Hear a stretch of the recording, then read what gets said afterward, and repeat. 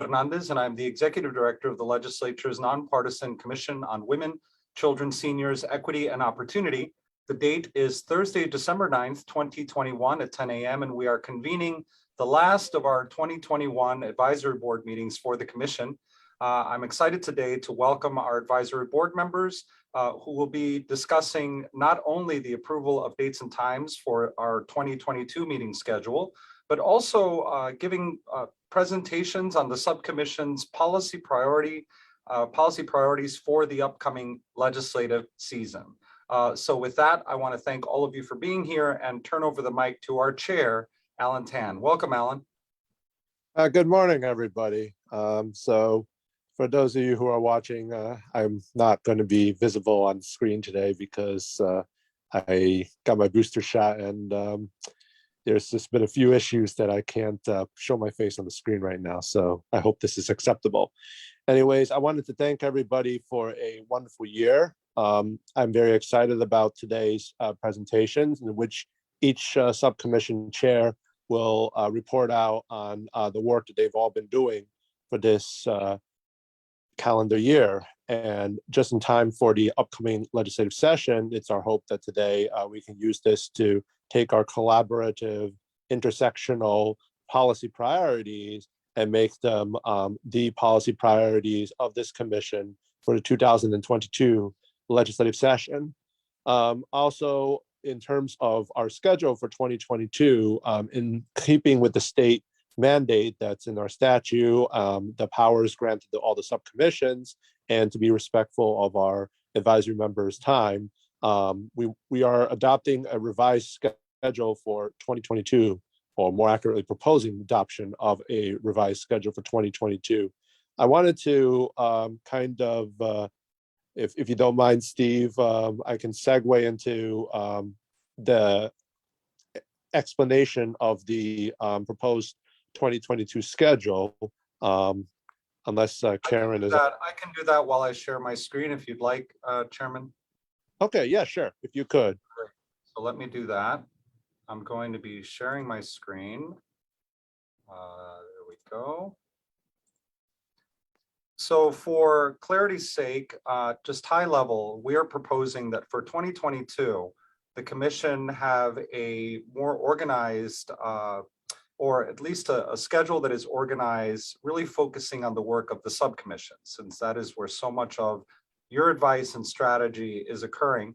We are recommending that there be quarterly full advisory board meetings, that those advisory board meetings really focus on the work that all of you do together intersectionally.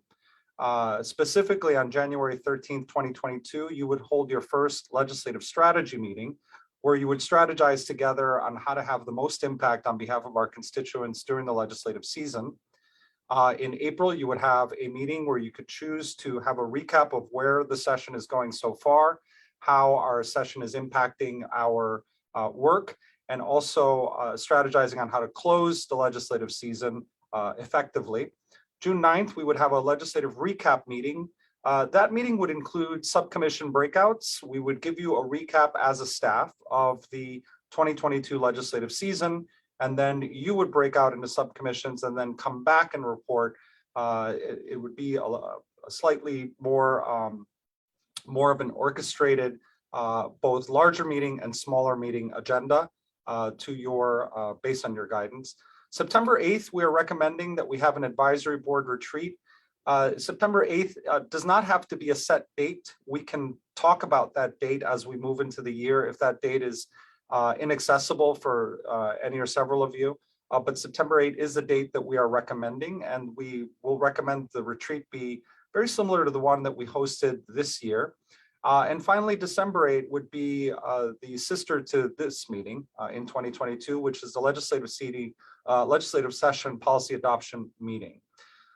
We are also recommending that subcommission meetings be held at the same usual time that we were holding our monthly meetings, but on the off months where you are not holding full advisory board meetings.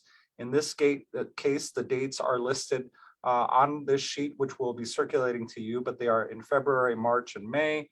We recommend that July and August be optional based on your wishes as subcommissions. As you know, the legislative season is closed during July and August in most years. And this is an opportunity for you to work in your communities as you do and continue to work offline. Of course, you can meet as your subcommissions wish, and then finally meetings in October and November. And finally, we're recommending that the executive board, which is comprised by statute of the chairs of each of the subcommissions and the two co-chairs, meet bi-monthly. This gives you an opportunity to continue to work intersectionally, to strategize as chairs, and just to generally keep each other and the public informed of your work. We recommend that those meetings be bi-monthly in January, March, May, July, September, and November. So that is, Mr. Chair, our proposed meeting schedule. I ask that you consider these dates and approve them today. If you do so, what we will do is for the meetings of the whole, we will be sending out invitations, calendar invitations to hold those dates on all of your calendars. For the subcommission meetings, individual staff will coordinate with their subcommissions to send out those invitations. And for the executive board meetings, you will find invitations from either me or another member of the staff for those regular executive board meetings. So with that, I turn it over again to you, Mr. Chair, and would love to entertain a motion to adopt the proposed 2022 CWCSEO advisory board meeting date so that we can have any discussion that may be necessary. Sure, thank you, Steve. So before I entertain the motion, I just wanted to make sure I stress the fact to the subcommissions that, especially the chairs, that these are the subcommission dates are recommendations. As Steve said, you do have the choice with the consultation of the members of your subcommission to set additional dates as necessary. And in terms of the executive board, I also want to remind everybody on this commission that these are the executive board meetings that are required by the statute. So, you know, it also gives us an opportunity, as Steve said, to continue to work intersectionally. So I look forward to further discussion on this. And of course, you know, I would recommend adoption. So with that said, do I have a motion? So moved. I'll second. Do we have any discussion?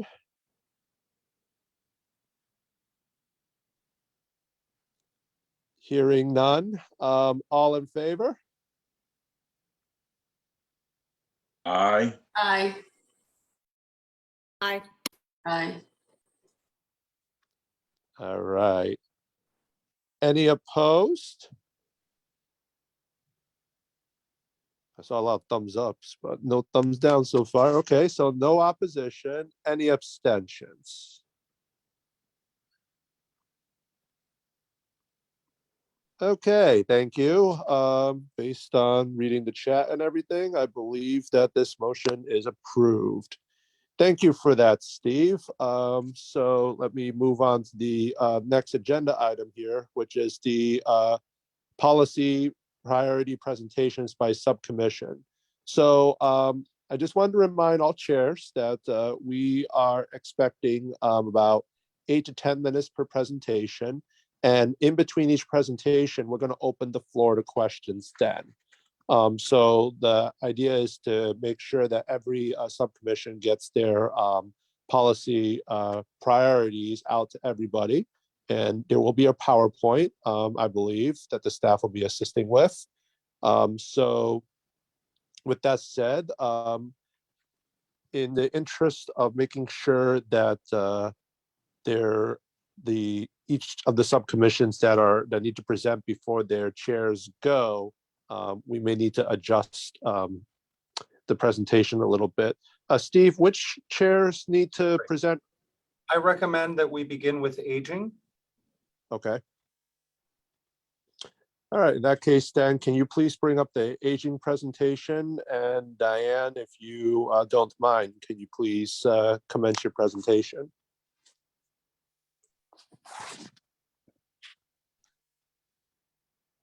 Absolutely, and I appreciate the schedule indulgence.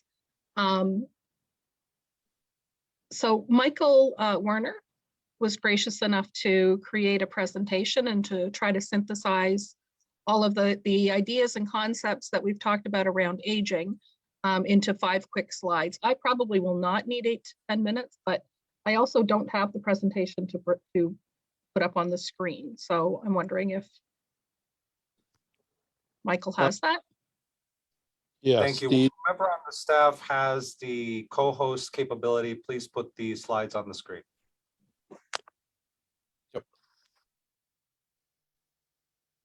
I think I'm trying to share the slides, but I don't know if I have the co-host capability to share them. If someone could I give me think you that. have it now, Megan. Okay.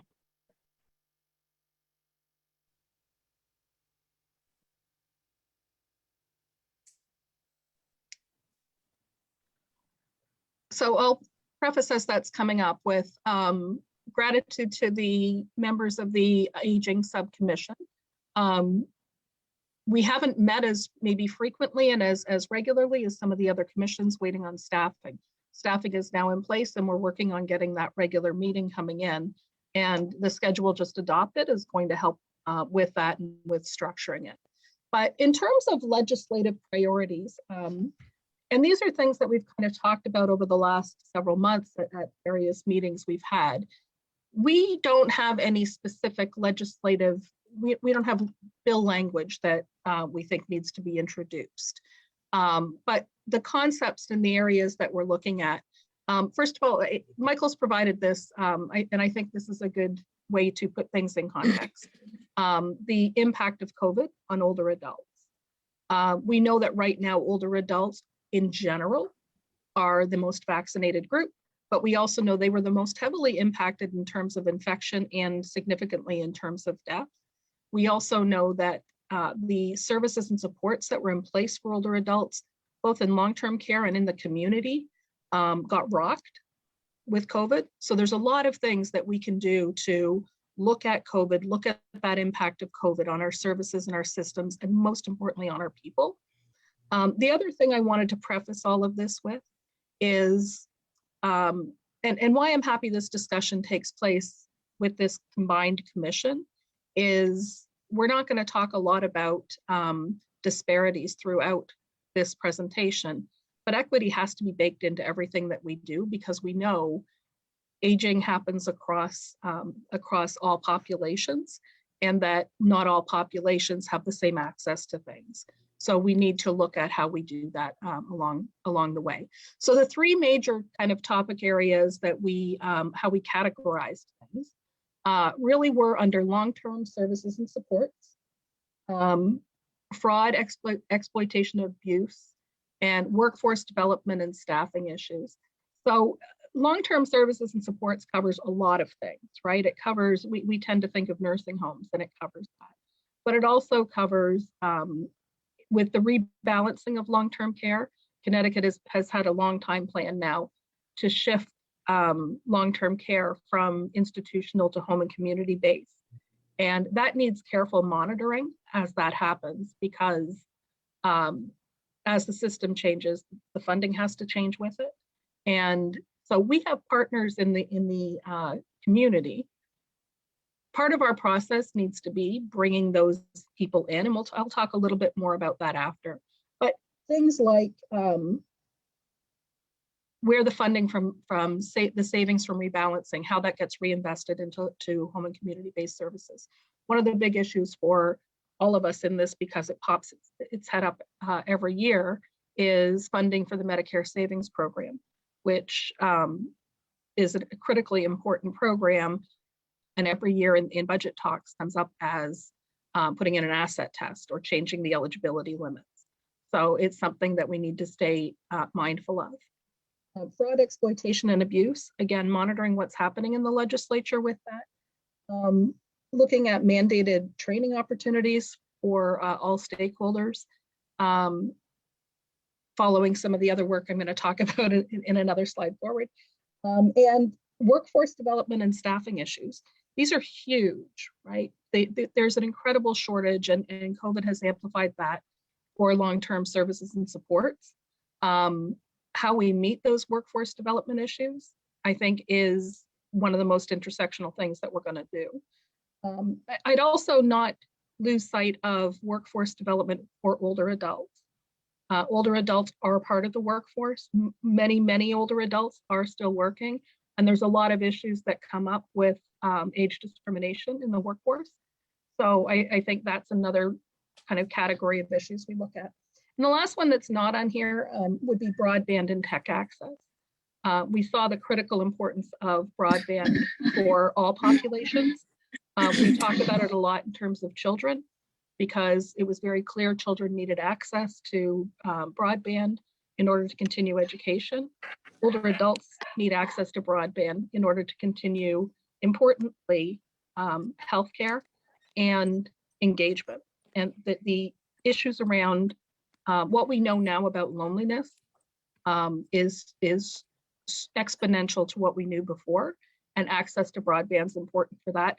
Equally important is access to technology and meaningful access to technology, because handing somebody an iPad and connecting it to the internet does not connect them to the virtual world. There's a lot of training and a lot of adaptability that needs to go in that. You can go ahead. So we kind of looked at, there's the legislative priority. There's things that the commission's already doing that are legislatively mandated or connected. So we wanted to break some of that out and talk about the Age Well initiative. This is a Connecticut Age Well collaborative that has stakeholders from really thought leaders from across the aging spectrum. It builds on the livable communities work that the prior Commission on Aging had started, and that this commission carries the statute for.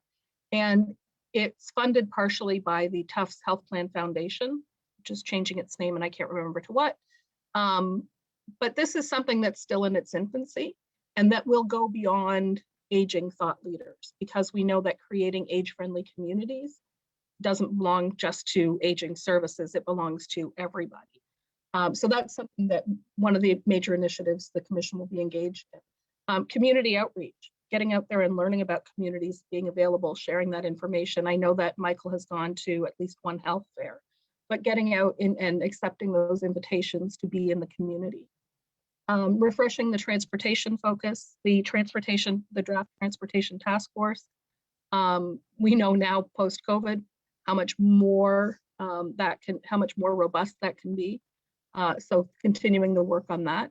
The commission has a responsibility for the Long-Term Care Advisory Committee. That had been dormant for a while. It has been reconvened and will get on a regular meeting schedule. The Statewide Senior Center Work Group, that was created by statute. Most of the appointments have been made.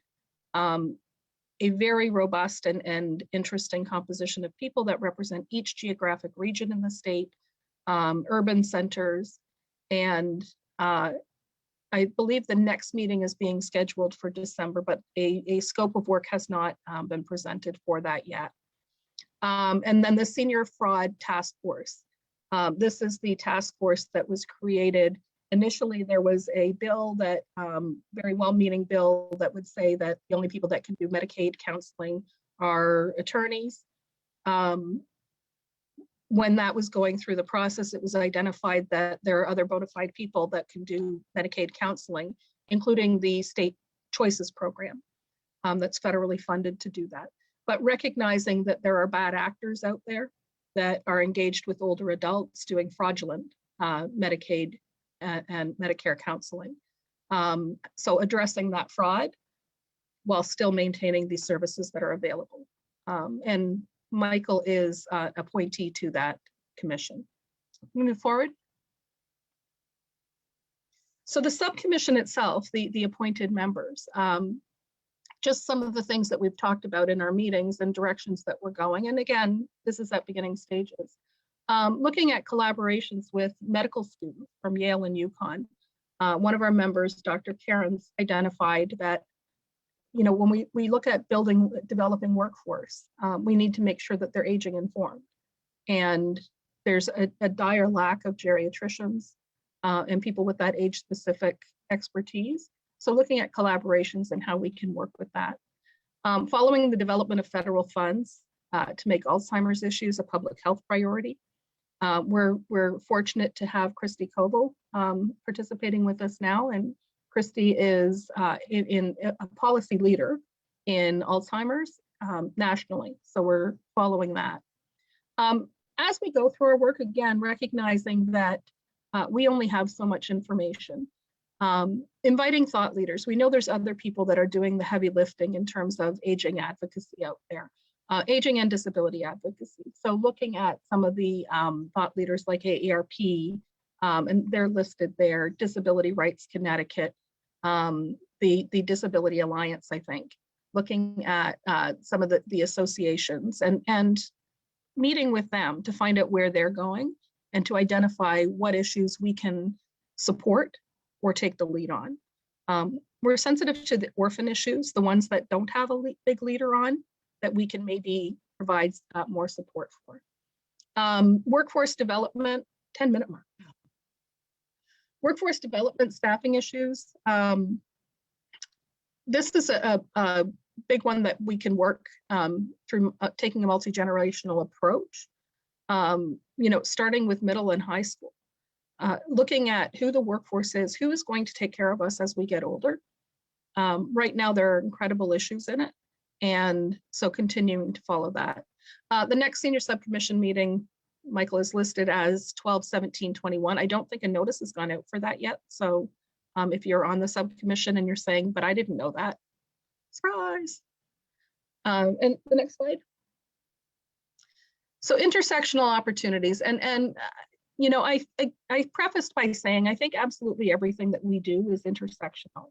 When it comes to aging, everybody is aging, right? And we know that the experience is different for different people. So some of the topical areas, minority teacher recruitment, mental health, addressing isolation. We're hearing a lot about mental health with children.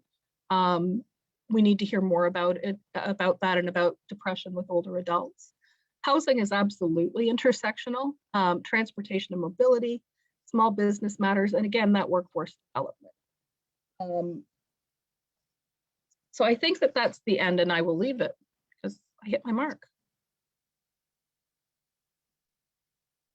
So if you want to take the presentation off. Thank you. Thank you so much, Diane. Are there any questions for Diane, as we have a couple of minutes for questions?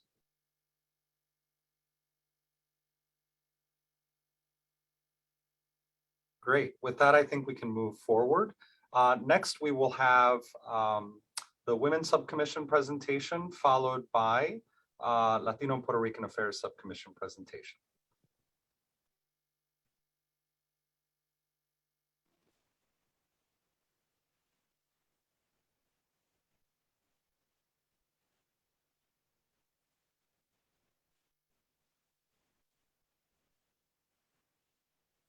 I see that Muy Muy has joined us. Welcome, Muy Muy.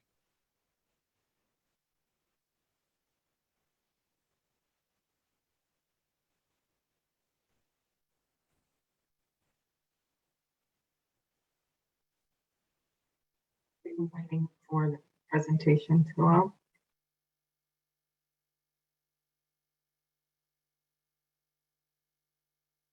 That's great. Okay, so the Women's Subcommission, I don't think I have anyone from my subcommission here. I know they had previous commitments, other meetings, a lot of meetings are happening on Thursdays. So if you could pass to the next slide.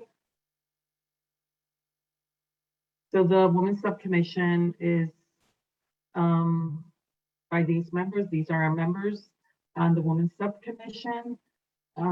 Next slide, please. And I just want to let you know that the legislative priorities that came out when we had our commissioners retreat were under these areas. We broke it down into two different areas: economic security, which we have some things listed under, like Domestic Violence Survivors Justice Act and Also promoting fair and flexible work schedules for employees, promoting more mandatory paid data disclosures, and increasing access to housing. Next slide, please. And the other area that we have down is health and safety, issues with mental health for women and girls, as well as female genital mutilation and cutting. So I'll discuss a little briefly on these areas. Go ahead. So under the domestic violence, promoting the passage of the domestic violence, that was, that's an act that passed in New York in 2019, because many women have been incarcerated either for acts of self-defense or, against their abusers, or for offenses committed in an effort to meet their needs for housing or financial security in the wake of violence. This is more than, the statistics show that more than 80% of women detained in jails in the United States are also survivors of abuse. The Domestic Violence Survivors Justice Act, just like it was passed in New York, if we could get it passed here in Connecticut, would serve both survivors awaiting sentencing and those who are currently incarcerated. It would also allow for a reduced or alternative sentencing. Next slide. And this is some of the things that the act did in New York. So it would allow judges, to be able to have the flexibility regarding the sentencing. We won't create something when something good has been done. So we would probably follow New York's act. Go ahead, next slide. Next slide. Fair work schedules. There was a legislative bill last session that would provide anticipated scheduling for low wage and hourly workers, which passed in the Senate, but was not called for a vote in the House. So as you know, retail, hospitality, and food services don't pay a livable wage and nevertheless provide benefits, right? And when schedules for these workers are cut, like in last minute, it even worsens issues for them. And let's not even mention when it's, like I said, last minute cuts, like they would have to try to find a sitter, they would have to cancel an OBGYN appointment or anything of that just to make it into work. But if we had some type of anticipated schedules, they would be able to coordinate properly. More importantly, they would be able to budget and pay their bills accordingly. And for those workers, their incomes, as you know, vary from week to week, which leads them to stress more and have more physical and mental health issues. So I think working on some fair work scheduling with employers would be great.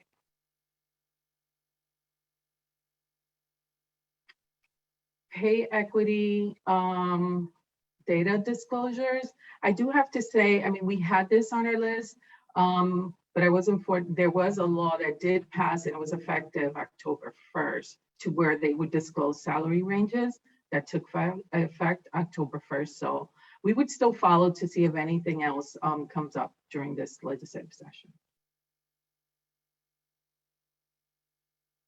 Housing. Based on the survey that the PCSW did regarding the economic impact that COVID had on Connecticut's women reported that their housing security was impaired by 21.3%, which is a high number here in, to have. So working on these housing security issues would be great. It would alleviate a lot of the stress. Most of the time, head of households are women or single family women. And that was some of the statistics that was presented by the PCSW's report, which shows that high percentage. Go ahead. mental health, address barriers to behavioral and mental health treatment for women and girls. Among women, those who are low income or minority are less likely to get treatment for depression. And this is according to multiple studies. One of the reports from the Connecticut Behavioral Health Partnership found that women are underrepresented in Medicaid-funded behavioral health services in the state, even though research shows that women suffer from the most commonly diagnosed mental health disorder more frequently than men. Lack of insurance coverage, the cost of treatment, a shortage of qualified clinicians, even women or men who are scared to lose the custody of their children, sometimes will not seek this type of assistance. And another legislative piece would be the female genital mutilation cutting bill. This is something that came across to to our commission, over a year ago. It's something we're following and working with them. This is happening. If you could pass to the next slide. This is happening here in Connecticut. Sometimes we don't think it's happening here, but there is, and it's women and girls at risk in Connecticut to get FGMC is 2,658, which is a high number. So there's 40 other states that have banned it, and we're hoping that Connecticut becomes state number 41.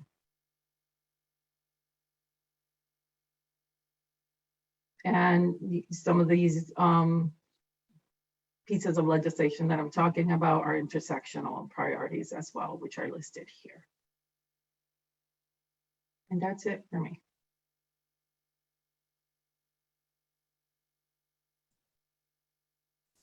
That's great. Thank you so much, Rosemary, and thank you for staying within the time. Are there any questions for Rosemary on the various issues that are being focused on by the Women's Subcommission in coordination with other women's groups across the state? Thank you, Rosemary. A lot of intersectional work there, and we're excited to support you and to work together on a lot of these issues with our sister organizations. So thank you for that. Next we have Leticia Colon de Mejias, Latino and Puerto Rican Affairs, and next after that we have Dr. Jordan Grossman for the Children's Subcommission.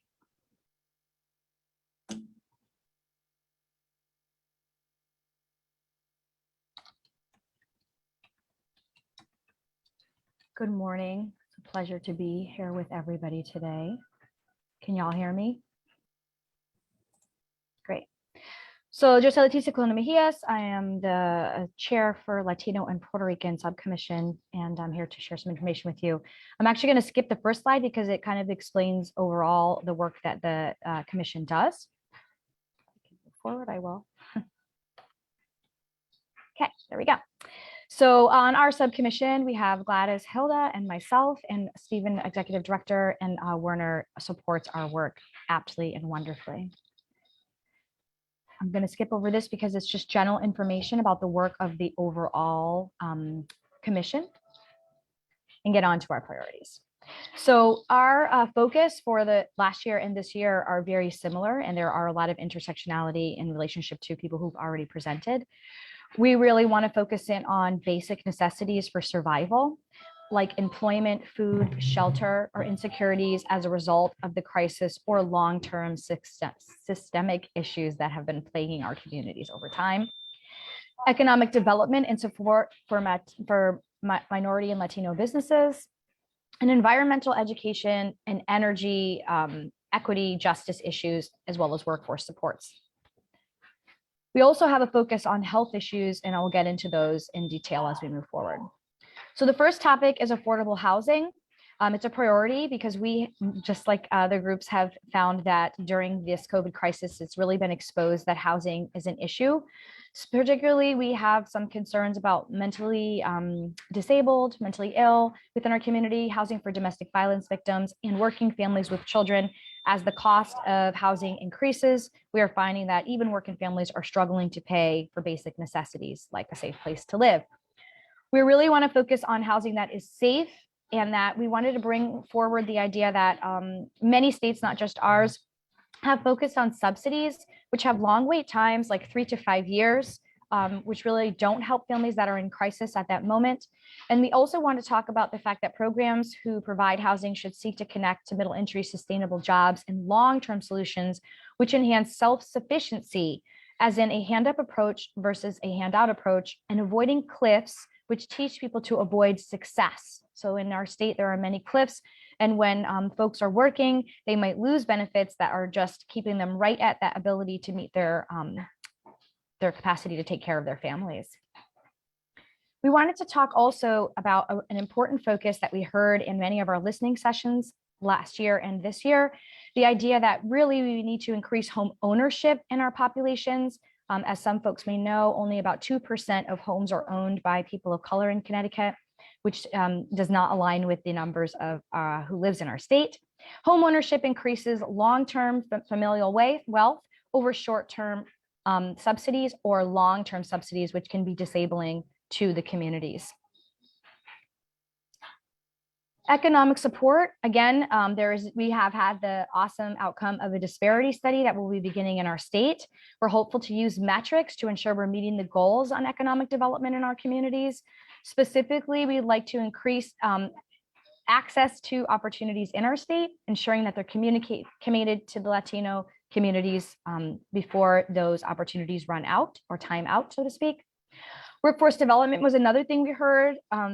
Likewise, with the aging community, we found that there were many supports for communities that were lacking due to lack of workers. The pandemic had, there was many areas that we saw 30% loss of clean energy jobs. We saw lost bus drivers. We've heard from the people, saying they're having trouble getting bus drivers. Law enforcement is another area that is looking to increase employment in Latinos and Latinas. Likewise, we've also seen this in elderly aging populations not having enough caretakers to go into the homes, leaving people stranded in our communities without supports. And so we're hopeful that there will be equal access and equity-based awards for workforce training and programs run by Latinos, and also that would train our population. Lastly, we're seeking work in policymaking that would account and create accountability, asking the state to use metrics and collect data to do these awards in line with our population, ensuring that new businesses that are formed have access to the supports, or that businesses that exist have access to supports and information to expand their small Latino-owned businesses. Additionally, in relationship to workforce studies that we've been working on, is that we found that there are some gaps in our education. And so I'll talk about that very briefly. Knowledge is power. It is key to informed decision-making. It is also creates agency. Currently, there's a lack of access to grade school, public education in science, civic engagement, and education that connects to cradle to career pathways for the populations that we represent. We found that climate science is not being offered in schools across our systems in Connecticut, and that climate change is happening now, and those health impacts are significant on our populations above and beyond what people are knowing, including heat index issues in multifamily housing in low-income communities, strokes, cancer, asthma. All of these things are related to energy, but we're really not focusing on educating our populations in the community or schools. We also, during education discussions, learned that some schools are not having equal access to transportation, door-to-door stops, kids are being left in dangerous outdoor spaces without timely bus service. Or the other thing that we found during the pandemic was that there was an inconsistency in the way that schools allow children to return to school, not to return to school. Are there supports online or are there not supports online? And we found that our communities were experiencing this at a very high rate of being turned away from returning to school, even if they had been vaccinated. Higher education debt write-offs also need to be looked at. We're highly advocating for up to $50,000 to lift this burden for college, for the dreamers, and even working families. And the last thing on education, which is very important, is we have been doing intersectionality work with the Children's Commission on arrests and officers in school versus having mental health supports for children, and ACE testing to look for adverse experiences in our communities. Speaking of health, We believe that everyone, despite their socioeconomic status, should have access to health and mental health supports and insurance. Latinos, and there's a link here in this presentation to the federal data that is supporting this statement here. Latinos are more likely to be uninsured, to experience asthma, obesity, stroke, high blood pressure, cancer, and heart attack, historically in comparison with our white counterparts. There's a need for more accessible mental health in-person supports and follow-ups to avoid safety issues and loss of life. We've seen an increase in children having crises at school and an increase in suicide rates among youth and adults alike. And we have done some follow-ups as our commission and listening tour and found that there's a lack of mental health supports across the entire state, and also Spanish-speaking medical care providers. Additionally, working families are really struggling to have access to insurance. We want to avoid school to prison pipelines by identifying these issues early on in our children. We're seeing kids as young as 4 and 5-year-olds having interactions with police and being removed from school, suspended, or expelled. That is concerning. Working families need affordable insurance to support them. Insurance costs can be up to 30% of a household income if they are a working family. So we really want to draw attention to those working families in our communities. Also, we had some really great information come out about our ethnic population changes, and Latinos in Connecticut are now the second largest population. This is really good, and we get to look at some reasons for that. The demographics attribute this trend and factors to multiple issues, but some of the things that came up was an increase in multicultural families and a greater freedom to express one's identity as Latina or Latino.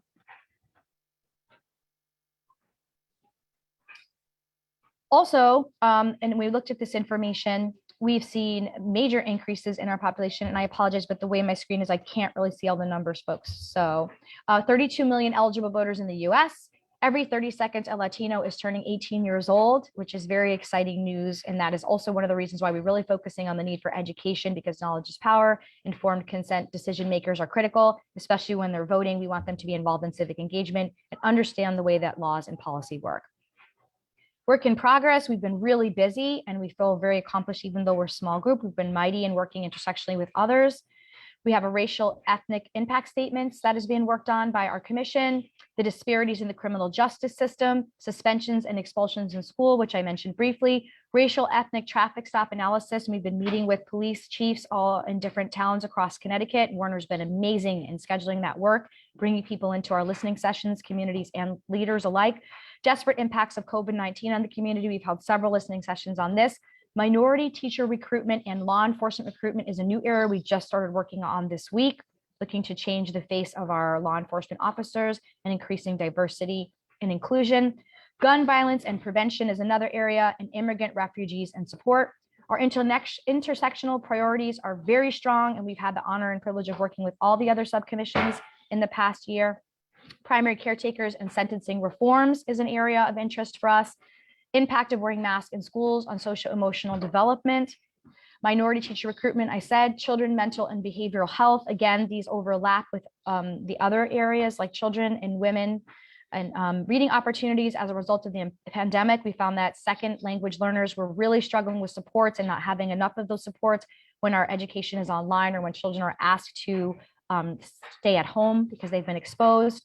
Chronic absenteeism is on the rise, and lack of opportunities for our youth continue to be a disparity. And housing, transportation, workforce, and economic impacts are areas that we will continue to monitor, weigh in on, and give testimony.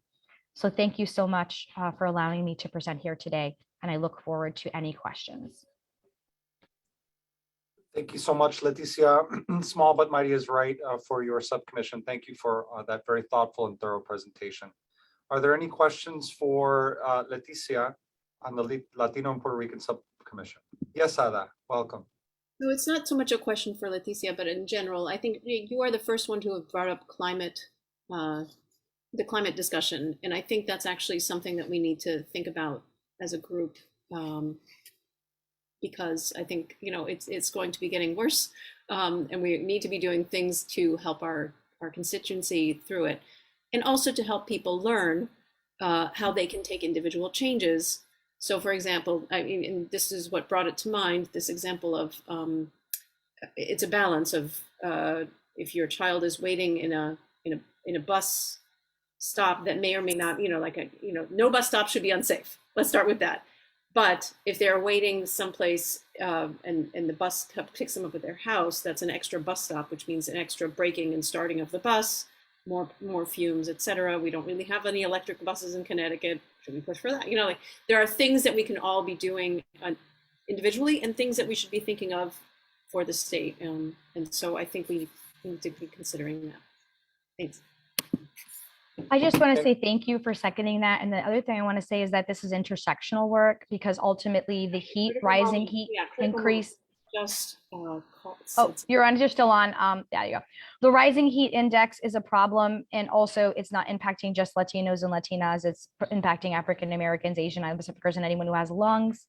And we've increased our dependence on burning trash in some areas, and we've continued to expand our gas infrastructure.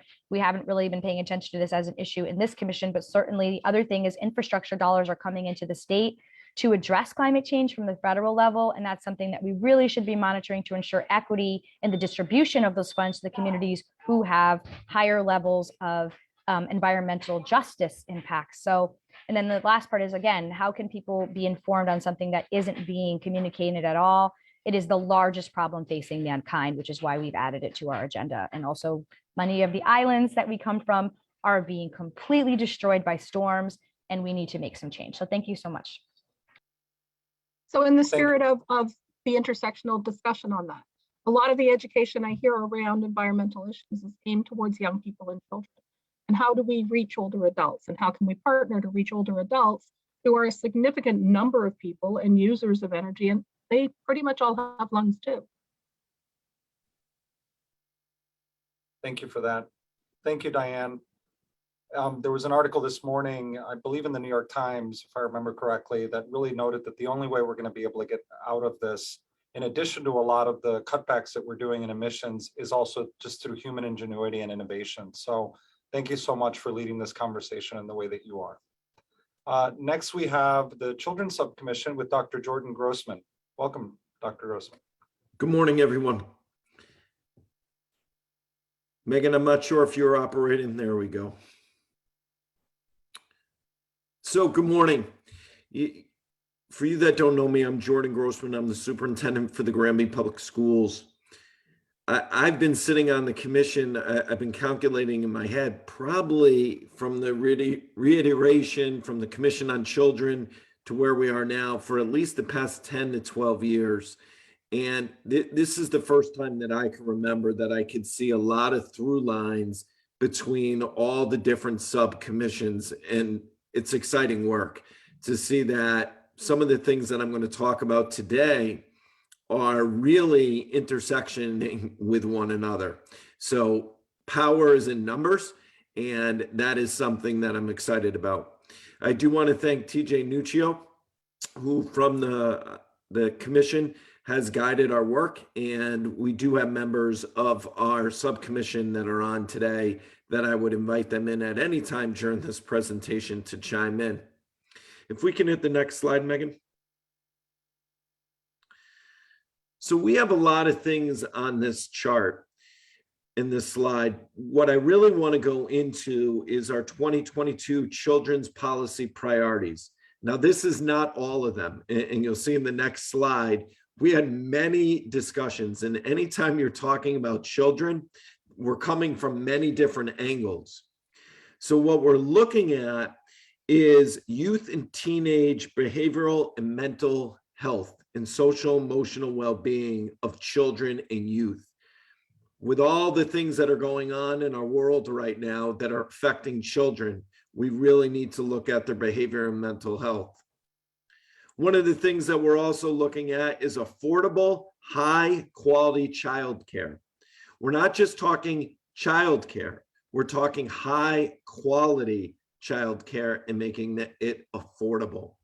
We had a big discussion about this at our last meeting, and childcare came up, and one of our members, who is not here right now, I wish he was, really spoke about affordable, high quality childcare. The next one that we're looking at is the thought process of universal preschool.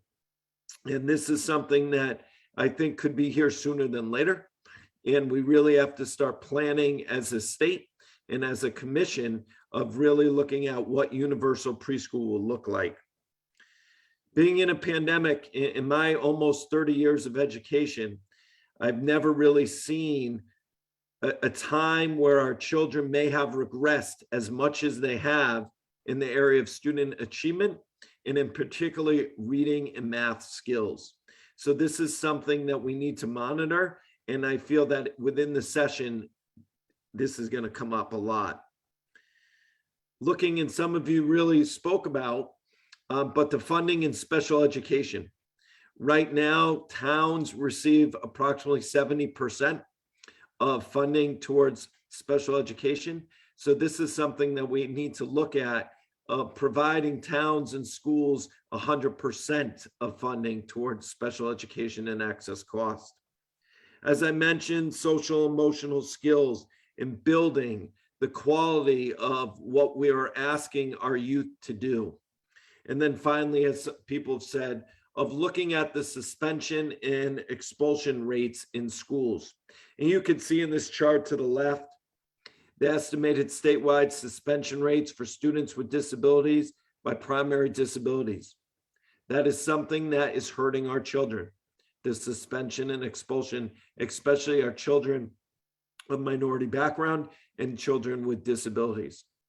And then the next one, really looking at the culture and climate of the school campus. This chart really signifies the climate of support for academic learning, knowledge and fairness of rules and norms, safety, which I'll be talking about in a little bit, of providing a safe environment for our students and staff on a daily basis. And this feeling of sense of belonging. We need to make sure that children feel a sense of belonging to their schools. Next slide, Megan. So what does that mean from a collaborative effort? We feel that we could partner with the other commissions on juvenile crime, encountering the novel with the youth crime is substantially rising. So we need to look at that also. There's never been a time that in our state that we've seen so many different types of things going on with safety and security of students in school since the tragedy of Sandy Hook. So we really need to look at that. And there was legislation last year looking at school resource officers. So we need to follow that. Promotion of fair and flexible work schedules. Equitable public transportation to and from schools. Besides having a bus driver shortage right now, this is something that we need to make sure that should students be traveling for an hour, hour and a half on a school bus. Addressing fraud and exploitation. Promotion of language and government access. And you hear it again, minority teacher recruitment. And we know, and one of the things that I don't think we would have spoke about a couple years ago, but the factors surrounding mask wearing in educational settings. We think that's going to come up in this legislative session. Next slide. I'm sorry about that. The next thing that we feel of areas to follow are workforce development, promoting small business growth. One of the things that we excuse me for a sec.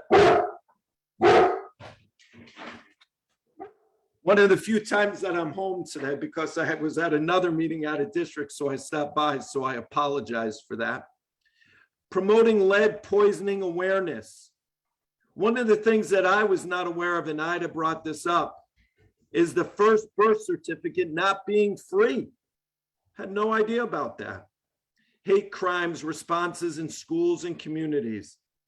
And again, the community and gun violence prevention and intervention. There's a lot of things that our subcommission was speaking about in our meeting. And we feel that we are looking forward to partnering with each of the subcommissions and with our work, working together, that we feel that we can make a change for the betterment of children. Steve, I'll take any questions at this time.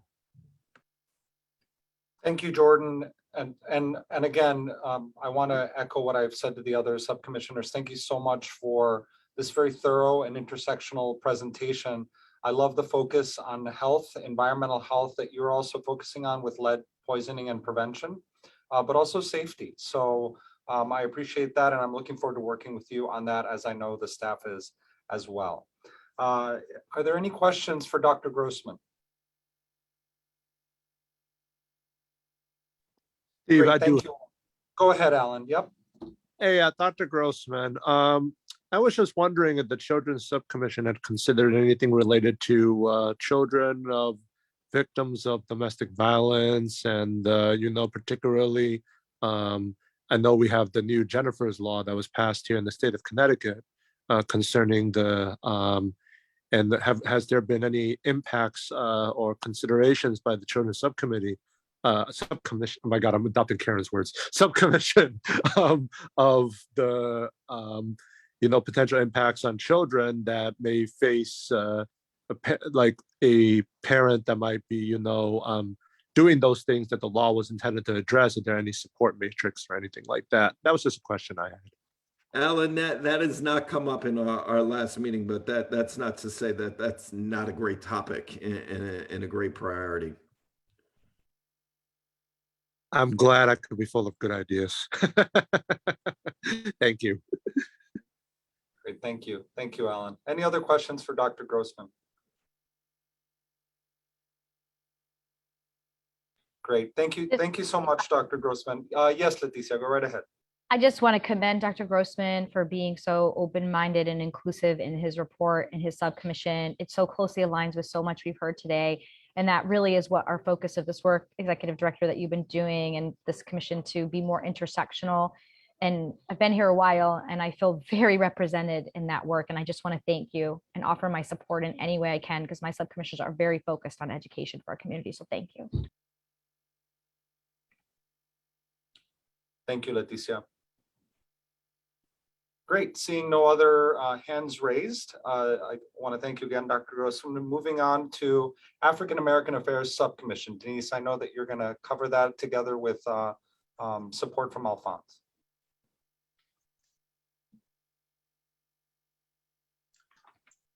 Good morning. Is it still morning? Yes. Hi. Hey. Pardon? Oh, go ahead, Alphonse. Oh, okay. And Denise will be working with me on this presentation as well on the Commission on Women and Children, Seniors, Equity and Opportunity, African American Subcommission. Now, the first thing I want to say before we get started is that a lot of the information that we are going to cover has been covered. So I'm glad to see that there is a good solid base there.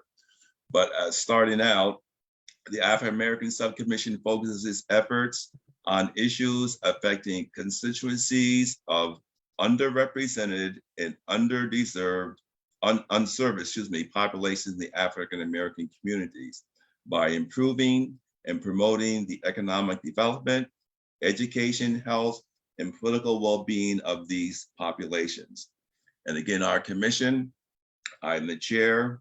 Denise is the legislative policy analyst, and the advisory board is Dr. Clifton Watson, Tahiba Baines, William Baines, and Tiana Victoria Hercules. And Denise? Okay, so our 2022 legislative priorities include education, criminal justice, and health. Those we decided were our top priorities. You can go to the next screen. So one of our top priorities under education is the minority teacher recruitment and retention. So the lack of minority representation in the education field continues to be a concern. All children should have access to positive teaching with educators from various backgrounds to be successful. Connecticut public school students should have the opportunity to engage with teachers of color. And we feel that establishing the minority candidate certification, retention, or residency year program. Also promote the teaching and profession as a career option to students in high school, and require that school districts personnel complete a video training module relating to the impact, the implicit bias and anti-bias in the hiring process. Another issue that we felt was a concern is the impact of mask wearing in schools on social and emotional development. Social emotional learning is a top priority for educators and is vital to helping students cope with the anxiety and disruption caused by the pandemic. Face masks can get in the way of students learning emotions, can complicate building relationships with their peers as well as teachers, and it can also inhibit the development of social and emotional skills. And it's clear that COVID has affected our kids academically while learning remotely, but now that they're back in person, wearing masks are having an effect on social and emotional learning. Next screen. Special education reform. Black and economically disadvantaged students are more likely than their peers to be identified with special education needs. Inclusion secures opportunities for students with disabilities to learn alongside their non-disabled peers in general education classrooms. The reform movement in special education environment focuses on creating tools and programs that benefit students with disabilities. Okay, and if I may, on the next slide,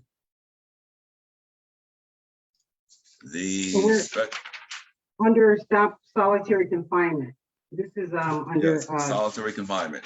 There we under are. criminal justice. Thank you. The last legislative session to protect Act SB 1059 was introduced to end solitary confinement and abusive restraints. In Connecticut, people of color are more likely to be punished with solitary confinement, and Connecticut was the worst state in the nation for disproportionately assigning Black men to solitary confinement. Solitary confinement harms people and is counterproductive and cruel. The bill passed with bipartisan support in both chambers, but was vetoed by the governor, stating that it puts the safety of incarcerated persons and correction employees at risk. And the next slide. Primary caretaking sentencing reform. Providing safe, stable, and nurturing environments for children and families is valuable. Criminal justice practices that separate children from their mothers and fathers are harmful, very harmful. The justice system's default approach tears apart families. Increasing judges' discretion to authorize alternatives to incarceration that include treatment instead of prison or jail, where appropriate, can keep families intact. Alternatives like community-based sentencing is better for children and parents than incarceration. And also some of the benefits of healthier child development, improved parenting skills, and reduced substance abuse. And the next slide. African Americans should have equal opportunities to pursue healthier lifestyles. Connect with programs to reduce disparities and barriers to create opportunities for health. Work with other sectors such as faith and community organizations, education, business, transportation, and housing to create social and economic conditions that provide health starting in childhood. And connect with organizations that provide trainings for healthcare professionals to understand cultural differences and how patients interact with providers and healthcare systems. Now, this is something that we've been looking at and talking about for a number of years, and the same issues come up.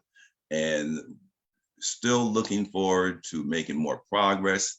And as we're looking forward to make more progress, also to work in consideration with the other issues that were brought up by other commissions as well. And the last piece, the last slide, intersectional opportunities. This is a number of things that we're looking at and are still very present for us. Focus on children's mental and behavioral health for youth. Address regression of students' achievement in regarding as part of the pandemic. Address chronic absenteeism. Juvenile crime and how to address juveniles who are involved in crime.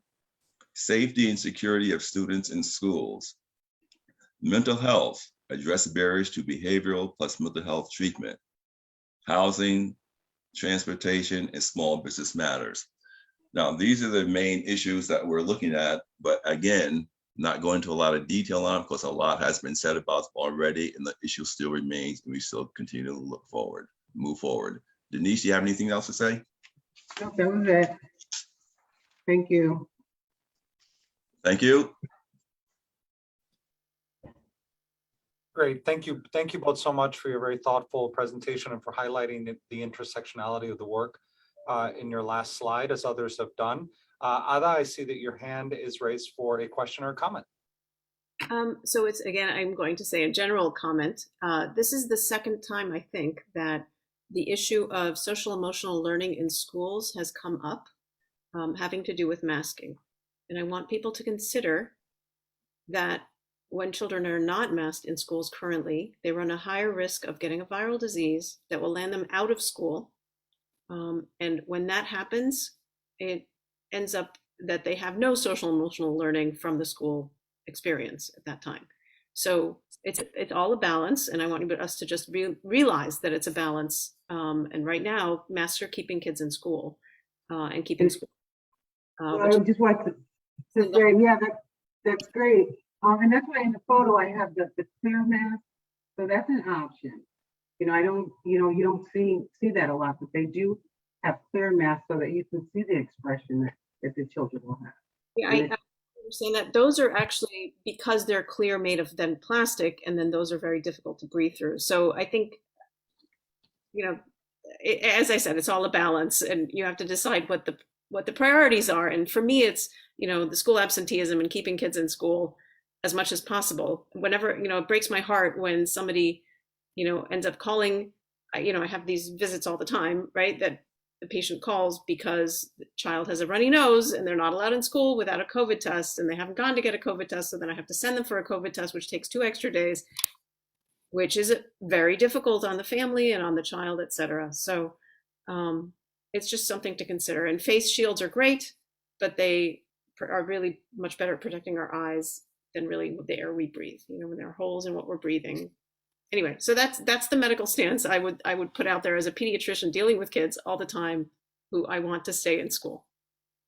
Thank you, Ada. And what it shows is the dynamism of this advisory board and that balance that you described. And so many of the efforts around social and emotional skills building right now is to really show the support, despite the fact that children have to wear masks, despite the fact that we've been so disconnected from each other, but to show that support in every way that we can. So I really appreciate the dynamic presentation, and Ada, you reminding us of the public safety importance as well, the health safety as well. So Leticia Colon de Mejias, I see your hands are up.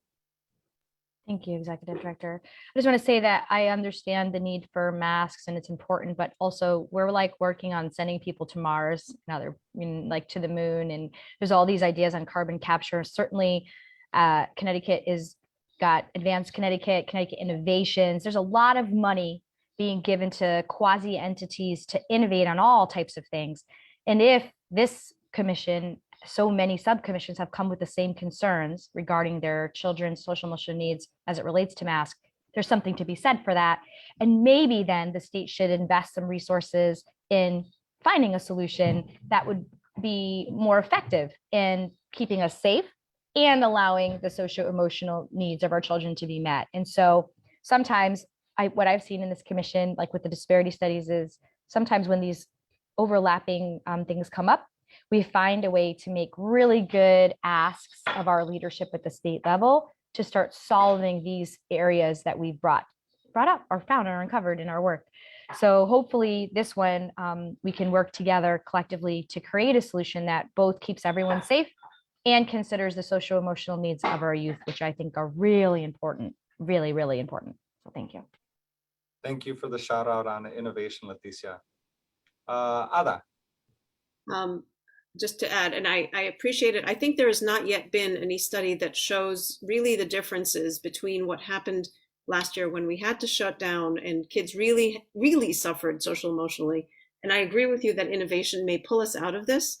I think that the effects are minor compared with what we had last year of not being in school. And so I would very much urge people to, while we innovate, we need to support what's happening and support our schools, and not denigrate, decline their efforts in keeping the kids safe and in school at the same time.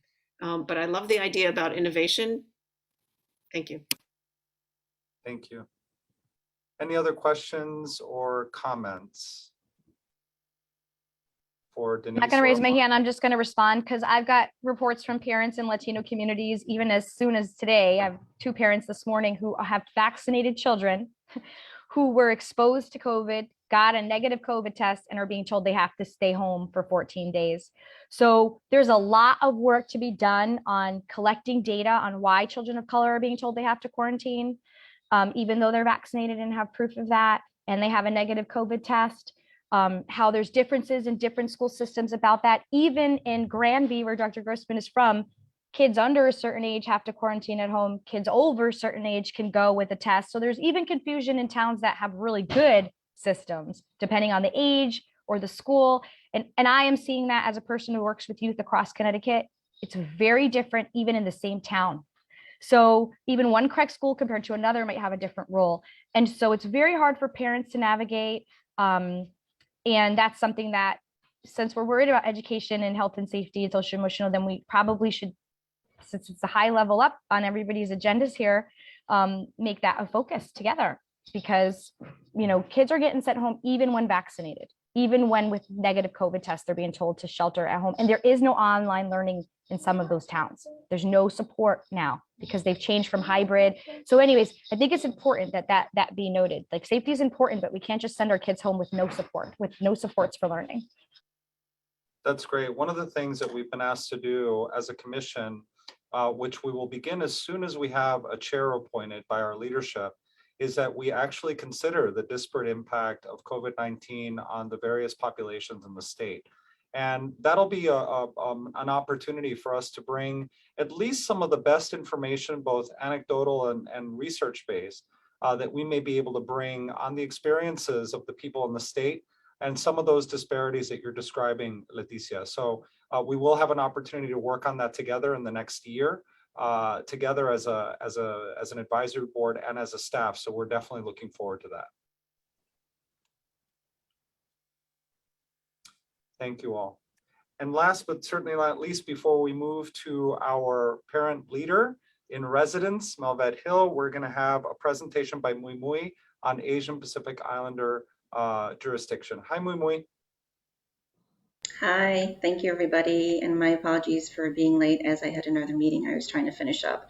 So Megan and I will work together in presenting this PowerPoint slide to you. Many thanks to Megan for pulling this together for our subcommission.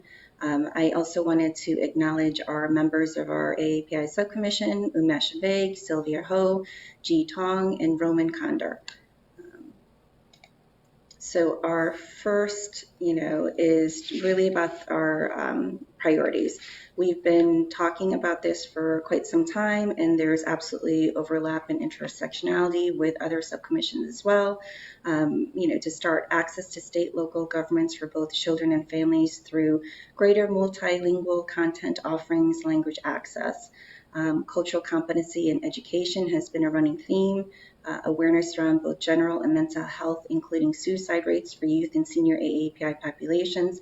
As we go through the PowerPoint slides, you will see some statistics that are very alarming and should be alarming to this group regarding the AAPI suicide rates and thoughts as well.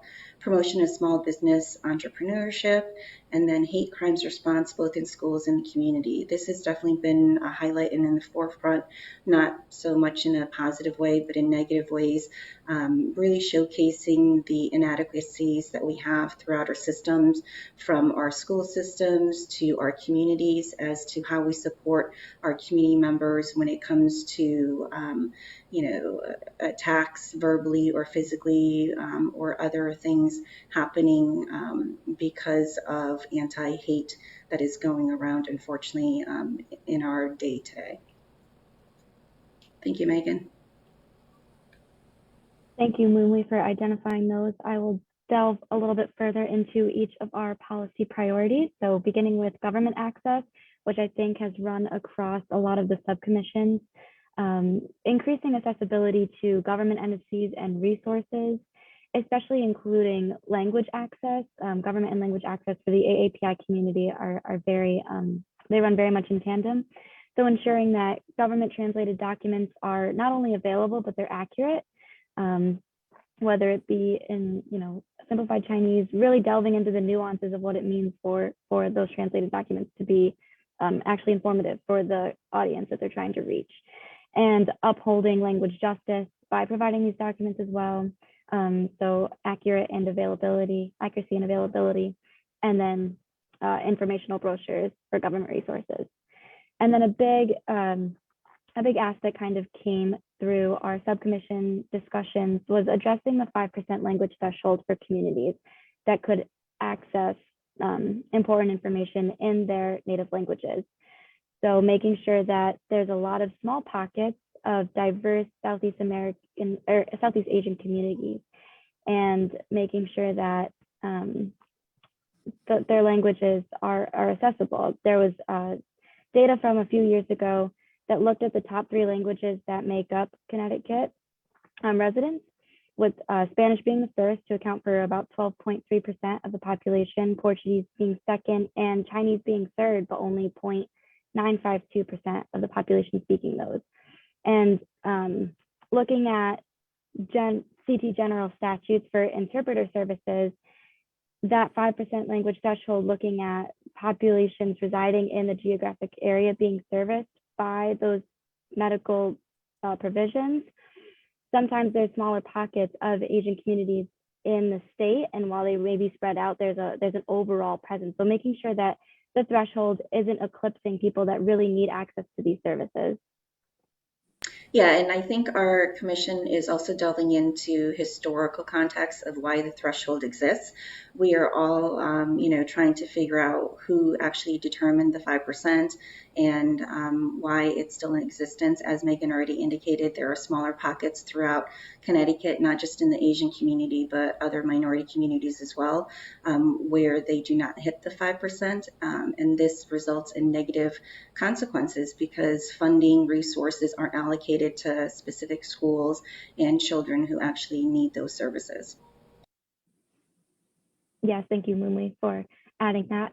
And cultural competency in education is also tied to another policy another policy priority that we have with anti-hate and anti-bullying and discrimination, and kind of having an asset-based approach by dispelling negative stereotypes through cultural competency in education.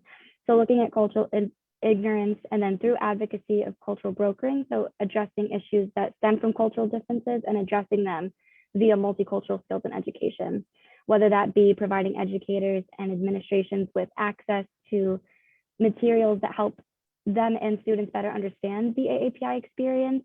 And that can be through the avenues of trainings, workshops, forums, dialogues, discussions, and then in turn bettering responses to culturally insensitive comments, which again does really tie into our anti-bullying and harassment priority as well. And also just following through on the AAPI curriculum in the education sector that was passed last legislative session through Senate Bill 678. And then I also just wanted to add a couple pieces to this slide. When it comes to better responses to culturally insensitive comments, we also have to make sure that we are acknowledging that these comments are being said, and we need to be able to take action steps as to rectifying and really educating folks as to why these comments should not be said. I do want to throw out a definition and a word out there to this group, microaggressions, right? We are facing daily microaggressions in the AAPI community and other minority communities on a day-to-day basis. It happens multiple times throughout the day. I know if I actually pulled this group, a lot of us probably would raise our hands and say we have to be faced with microaggressions with our coworkers, with our relatives, with the community, with other providers on an ongoing basis. And for those of you who don't know, microaggressions are a comment or action that subtly and often unconsciously or unintentionally expresses a prejudiced attitude toward a member of a marginalized group. So we really are, indicating that a lot of our minority groups do have to face these microaggressions. And some of the comments and questions of microaggression examples are, where are you from? A lot of our, minority groups hear that quite a bit. Oh, wow, you speak English very well, So why wouldn't I speak English well? Because of the color of my skin, because of where I'm coming from. So those are just a couple examples of microaggressions that I'm sure most of us have heard of or experienced. Thank you, Megan. Yes, thank you for that, validating AAPI experiences and then, being cognizant of the ways in which we ourselves sometimes fall victim to microaggressions or experience microaggressions, and helping the community be cognizant of that as well is extremely important. So a large part of our policy ask also deals with health awareness, general and mental health awareness. So there's a staggering amount of, suicide is the first leading cause of death among Asian American youth, which was, a statistic that was found in a CT Mirror article. And this graph just kind of comparatively shows the Asian community's rates of suicidal thoughts and behaviors against the non-Asian population and the overall US population. And Asian Americans that are born in the US are at higher risk for mental illness. A lot of that has been found to the process of assimilating to American culture and its kind of clash with Asian values, and that generational difference between younger Asian AAPI members growing up in the States and then having that cultural tie through their grandparents or elderly family members. And 1 in 2 Asian Americans suffer from mental illness and do not seek help. Again, this ties back to a lot of our first policy priority with language barriers, language access, and government access. So language barriers being a lot of the reasons that people's efforts to seek help are stymied, and really addressing that and how it runs perpendicular with these two policy priorities. And again, this is just a continuation of that sphere. So we are looking to work to address mental health and suicide rates in both of these demographics. While it may be more prominent there's more research on the younger generations, it's also existent for older generations of AAPI residents as well. And looking at intersecting work around language and government access, as I mentioned, how none of these exist in a vacuum, not only within the AAPI subcommission, but also across those within the commission as well. Yeah, and just to add additional regarding the suicide rates in the Asian community, I think there's an overabundance of pressure and expectation of overachieving in the Asian community set by their family members, set by older generational parents as well too, in the sense of meeting specific expectations. A lot of the Southeast Asian community members that are coming to the United States as refugees, their parents are placing a lot of pressure on them internally in the sense of this is their opportunity as a family, as a group, to be able to be better than where they came from. A lot of sacrifice and struggles that their parents have made. And then overall, just in the Asian community of expectation of becoming a doctor, becoming an attorney.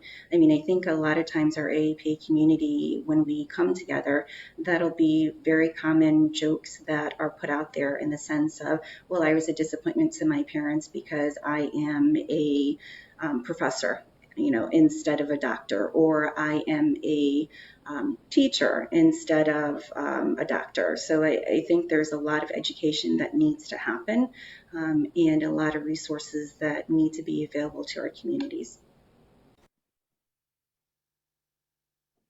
And small business and entrepreneurism, which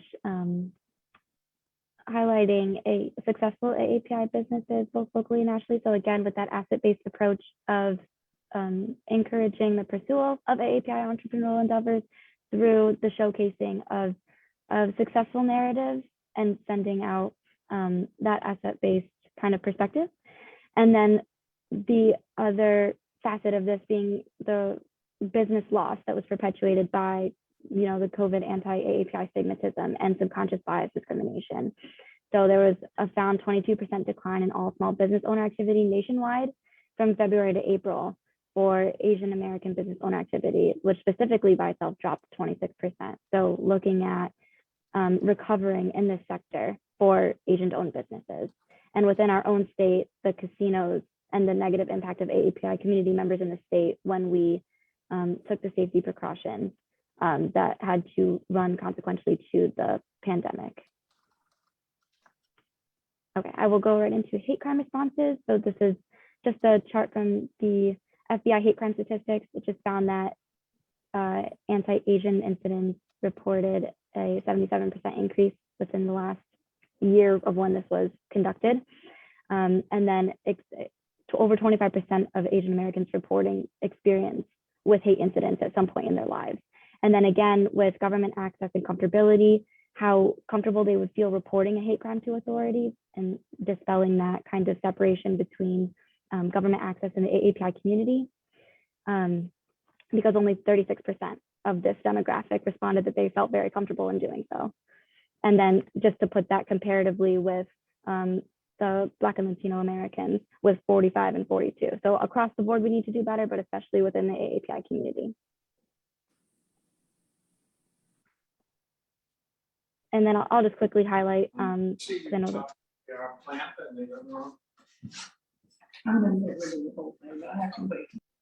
okay. I'll just quickly go through. I know the font is a little bit small, so just to highlight some important statistics from this slide. This was a Asian American Bullying Survey report, and it just found that online hate against Asian Americans has increased by 900% since the coronavirus outbreak began. Only 38% of Asian students informed an adult about the bullying they experienced, compared to 63% reported by non-Asian students in schools. 40% of those that did report, of those aforementioned reporters, believed that informing an adult would make a difference. But it's important to note that some students didn't report because they did not know it was discrimination that they were experiencing. They felt shame about speaking out. They opted to deal with their emotions alone, and or they did not trust parents, family members, and authoritative figures to handle the situation or take it seriously. And the data reflects this because only 43% of adults took immediate action, and 53% of these actions taken did not make things better. So Megan, can you just keep that slide for a second, please? Oh, I yeah. really want us to pay attention to this, right? Over half of the actions didn't make the situation better. So whether it was intentional or unintentional, we have to do better as leaders. We have to do better as role models. We have to do better as parents, as resources. Our children are coming to us, students are coming to us as adults and trying to get some guidance and report some issues that are occurring, and outcome is not favorable or positive at all. And that really deters individuals to continue reporting. I can still think of my own experiences as a child, right? I went to teachers initially. People were making fun of me because of my name, because of how I looked, because of the food I brought in to eat. I reported all those things to my teachers, and what they said to me was, sticks and stones will break your bones, words will not hurt you. That was the response back then. It is still the response today. I was just in a meeting the other day, and one of my colleagues actually shared that one of her children, who was in elementary school, came home crying because another student stated, I gave him COVID, or I am COVID. But no teacher addressed it. How are we continuing to allow this to happen? We need to make sure we are providing the information, like we said early on, providing resources, trainings, information, all of the above supports to our teachers, to our faculty, so that they can better support our children. If our children can't go to their adults, the teachers, the faculty, who are they supposed to go to? They start internalizing things. And then it segues into another, series of issues. So I really want us to pay attention as a commission that we need to make sure we are doing better and we are providing those resources for the supports that are available to our children. Thank you, Millie. I know just in the effort of time, I will just share the collaborative efforts. Again, a lot of these are across the board.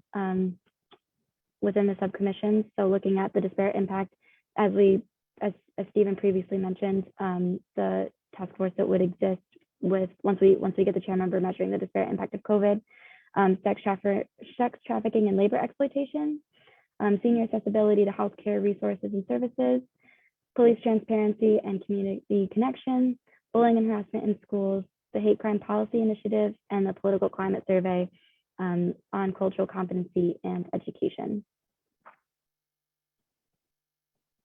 And then just the intersectional opportunities, again, just minority teacher recruitment, mental behavior health in children and youth, safety and security in our schools for our children, matters relating to small businesses, and then workforce development. And that is everything. Thank you so much for listening. Thank you so much, Megan and Mui Mui. Megan, as the newest among our newer colleagues, I really want to thank you and our other colleagues for bringing together these slides together with your subcommissioners and for really being thoughtful about how you're working together on these issues and also working across silo. I have the honor of working with each of you in this office, and I see you collaborating, and we work together on all these issues, and it's really exciting to see that work develop. So I want to thank you, Megan, as emblematic of that. Are there any questions for Megan or for Mui Mui?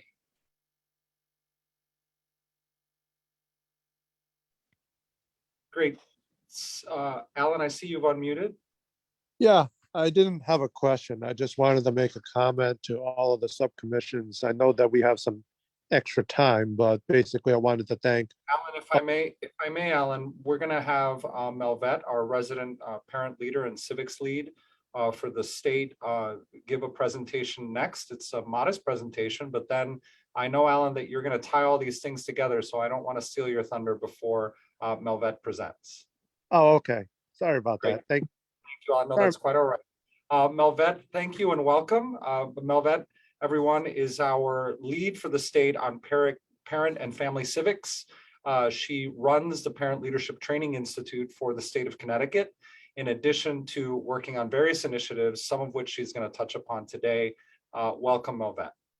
Hi, thank you so much, Steve, and so good to be here with all of you and to see the presentations. Of course, there's a lot of intersectionality that exists in the work, and so some of the things that I will be sharing today will definitely stretch across all areas.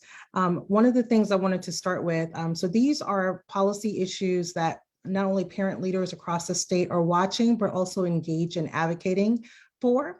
And in some cases against. And so I wanted to share them with you. I wanted to start first with what was brought up to pull a thread through the previous conversation around masks and vaccines and schools policies on COVID-19 as we're in the pandemic. That's a big issue. There's a lot of disparity and difference as we look across different school districts, whether they're cities or towns, as well as some of the data that we're hearing from parents around how their particular children are being treated, whether they've been exposed to COVID-19 through sports or in contact with a family member or another student, and how that's playing out in their lives every day. Many parents have been forced to take off from work or don't have vacation time or personal time to take. And so this is providing a lot of stress in households, as well as affecting the economic mobility of parents to be able to care for their children in their household. So that's a big issue that's emerging amongst parent leaders. Also, another issue that is important that kind of takes SEL to another level is, let's just be clear and honest, children's mental health is a big issue, and even the governor is trying to address how we are responding to the behavioral health needs of children. And so we don't have the capacity to do that. Hospitals don't have the capacity to do that. Schools don't have the capacity. There is a shortage of therapists and people to respond to these needs for children, and also facilities to respond to some of these behavioral health issues.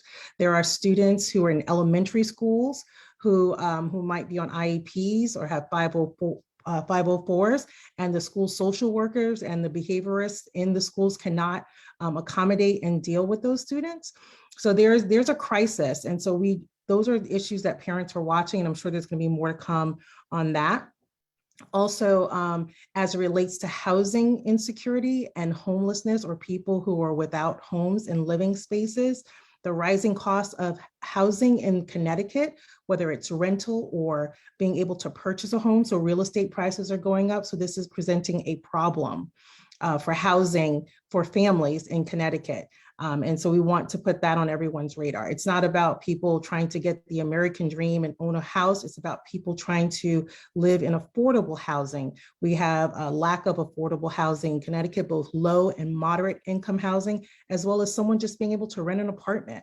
It is unbelievable that in Danbury, Connecticut, in order to rent a 2-bedroom apartment, you're paying $1,800. That is no way for families to be able to live here or to thrive here. And if we're thinking about the state of the economy in Connecticut and how families are moving out and others are moving in, this is shifting the dynamic in the state, and it's not shifting in advantage to those who are low and moderate income households. Transportation is another issue as it relates to workforce development. We have all of these jobs that are available, but let's be clear, some people can't get to work. We don't have an infrastructure that's built with buses and trains that allow people to work, not even regular hours, but off hours, early in the morning or overnight hours. And then you pair that with childcare. We don't have a system that's set up. So we know that the Office of Early Childhood is working on having some stakeholder events to get more information from parents and providers on adjusting and understanding what the needs are for families and for providers to be able to have a way where there's early care, like early mornings and overnight care and things like that to fill, so that parents can have some of these off-hour jobs. But if there's no transportation, then that's an issue, right? So the state is also looking at, the Governor's Workforce Council is looking at transportation, and some of the things they're doing is working on the CT pass and providing that to families. But the caveat there is, with CT rail and things like that, you still have to pay for children. So there are a lot of things that really revolve around transportation in the state, and that's a big policy issue parents are looking at. Also, children living in poverty. It's the thing that we don't want to say out loud, but Connecticut has a very high cost of living. And, recent information shows that children are not as good, as well off as they were before. So the Kids Count data book from Annie Casey Foundation revealed that from 2010 to 2019, more Connecticut kids lived in poverty compared to the national trends, which show a decrease. Why? Because Connecticut's cost of living is very high. And so when we're seeing more and more children living in poverty, that doesn't actually measure the need of children, right? And of course, what we do know is the report shows the wide disparities for children in poverty. Latino and Black children account for 29% and 27% respectively, compared to 5% for white children, right? And so that's something that parents are advocating about, right? Looking at these disparities and understanding why so many of our children of color still are living in poverty, and those rates are increasing as the national average is decreasing. One of the things that we have done work on is the child tax credit in Connecticut. So we were working with the Administration for Children and Families, the White House, and the Treasury Department on a strategy to increase the number of families who were claiming the child tax credit. Rather, there were a lot of non-filers. And so we were trying to reach those needle in a haystack families to understand why they did not file so they can get the credit. We were successful in getting a number of families over probably a period of a month to sign up. And we were finding that people, it was a language issue. People didn't understand.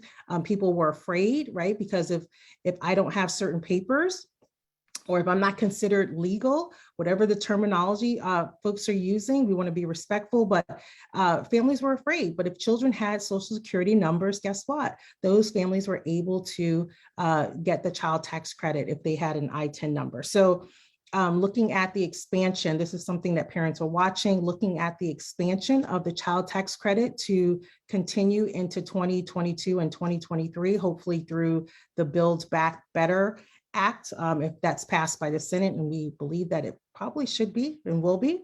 And that's the final point of the Build Back Better Act, having parent voice. So that's something that parents are watching as the money is funneled down to states, that parents have a voice in how that funding is being spent and used to make their lives better, right? And so we want to, as you think about working with your constituents, I would encourage them to try to have their voices in those conversations with the State Department of Education, with the Office of Early Childhood, and with other agencies who will be getting this money. The voice of people with lived experience, and the client, the end user, the constituent has a right to have a voice in how those dollars are being spent. And so those are the issues that we are looking at. I'll just put that on my screen as a recap. I know that was fast and furious, but I wanted to make sure I was able to cover it all, and open to having any questions answered. Thank you so much, Melvette. You know, you remind us that when it comes to parent leadership and the leadership of parent and families and a lot of these issues that we have all discussed today, the voice of families and parents are critical to us developing any type of policy that impacts the families and the future of the state. So I really want to thank you for putting a fine print on that point. And a lot of the policies that you have talked about today that you're focusing on through your leadership really does touch upon a lot of what's been talked about and highlighted in today's conversations and presentations by our other leaders. So thank you, Melvette. One thing that is clear to me is that as we continue to bring parents into the fold of decisions that are made in the state, having parents that are trained in the skills and tools of civic engagement is going to be ever more critical. You know, a lot of what we're seeing now in terms of frustration that parents are experiencing because they want to know why decisions, what decisions, how decisions, and where decisions are being made on their behalf and on behalf of their children.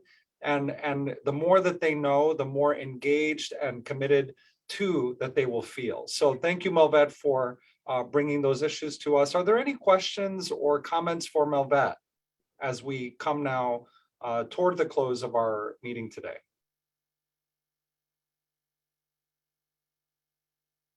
Great, seeing none. Thank you, Melvette, again, and thank everyone else. Alan, Chairman Tan, I pass the baton over to you.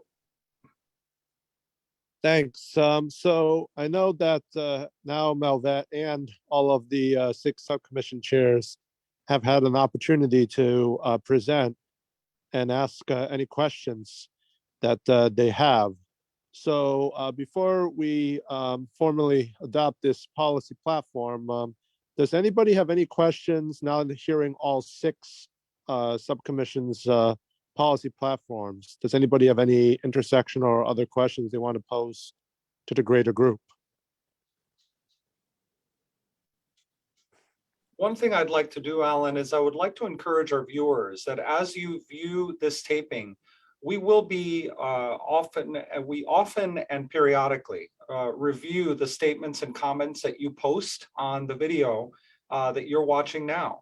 So if you are catching this later on in the evening or on a different date from the date of original broadcast, please know that we do occasionally return to the page and we review your comments and statements. So please feel that your input is being collected, it's being heard, and it does become part of the process of this civic engagement tool. So thank you, Alan, for asking that question.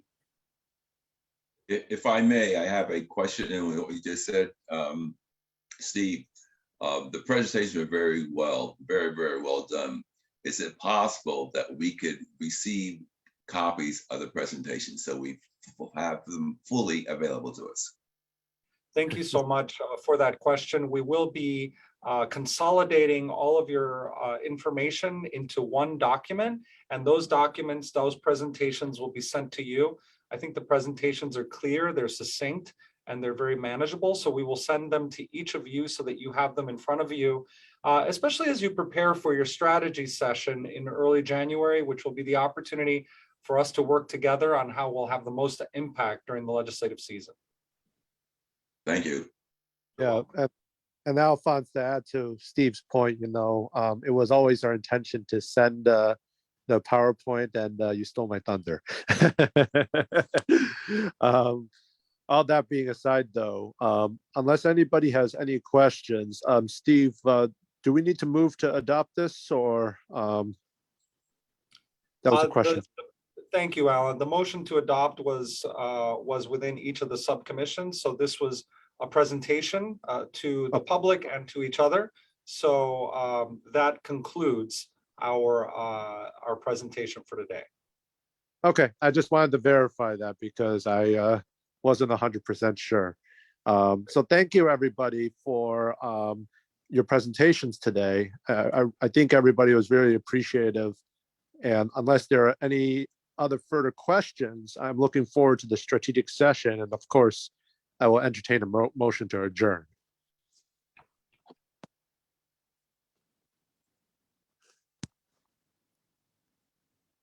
I think Denise may have motioned to adjourn by raising her hand. Oh, I didn't see that. Thank you, Denise. Second. All right. Thank you all. I'll give you back 8 minutes of your life. Thank you very much for attending today's meeting. And I look forward to speaking to you all again in January. Thank you all, and have a happy new Thank you, year everybody. and happy holidays. Take care. Thank you.